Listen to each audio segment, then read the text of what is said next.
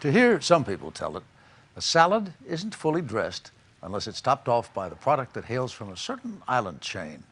An archipelago our Martha Teichner just had to see for herself. We are about to examine the evidence to determine the mysterious origin of Thousand Island dressing. Thousand Island dressing? Mysterious? The legends of how this famous salad dressing was created at the turn of the 20th century are cloaked in intrigue. Hi, Kathy. And filmmaker Eric Roberts spent a year of his life investigating these legends, 3 of them. You know, it's one of those things that the people either scratch their heads and go, what? Or they'll say, you know, that's kind of interesting.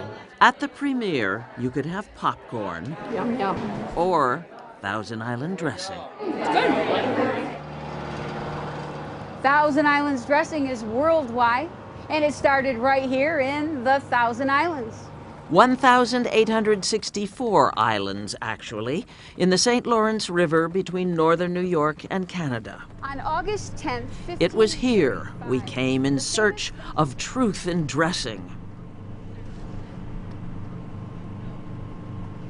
In the late 1800s, the Thousand Islands became fashionable among self-made millionaires who wanted castles instead of summer cottages.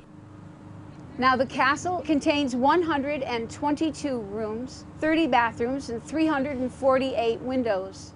This one was built by George Bolt, owner of several hotels and manager of the Waldorf Astoria in New York. Bolt is at the center of both a tragic love story and Thousand Island dressing legend number 1. So that's who? That's Louise, George Bolt's wife. Shane Sanford runs Bolt Castle. And this was built for her? Yes. Unfortunately, in 1904, not long before the castle was finished, Louise Bolt died suddenly. At that time, George Bolt just ceased all construction, inconsolable. He lost the love of his life. But, so the story goes, a few years before her untimely demise, Louise and George took a fateful cruise aboard their yacht, named, what else, the Louise. His steward was preparing their lunch. Did not have a dressing at that time, so he used whatever was available to develop a salad dressing, served it to George and Louise Bolt aboard the yacht. George Bolt reportedly loved it and started serving it at the Waldorf. It was the maitre d', Oscar Cherky, the renowned Oscar of the Waldorf, who is said to have made it world famous. And what of competing Thousand Island dressing origin stories? Well, they're stories. Is what they're saying bunk? It is.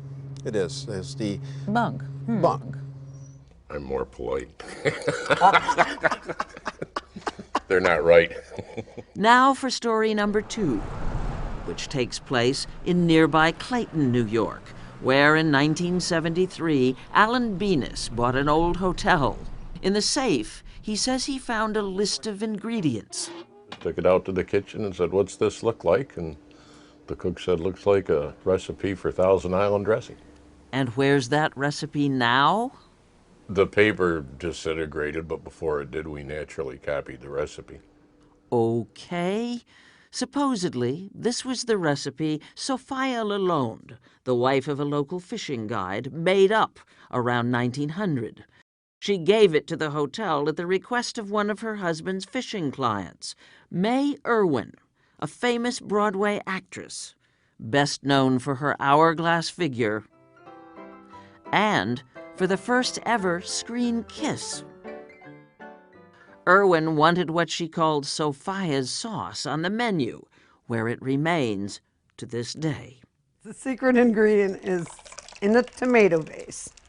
For the last 15 years, Mary Dillon has been making what the Thousand Island Inn sells as the original recipe. There's only 3 people that know the recipe, and she's one of them. Really? So you haven't even told your relatives? Oh, I might have mentioned it. I told them they better not tell anybody. Okay. What about legend number 3? Chef Theodore Rooms claimed he invented it for the opening of Chicago's Blackstone Hotel in 1910, and then named it after he took a trip to the Thousand Islands. What's true? Who knows?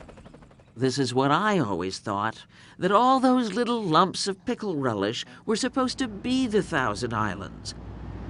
And that river of pink was the St. Lawrence, minus the boats.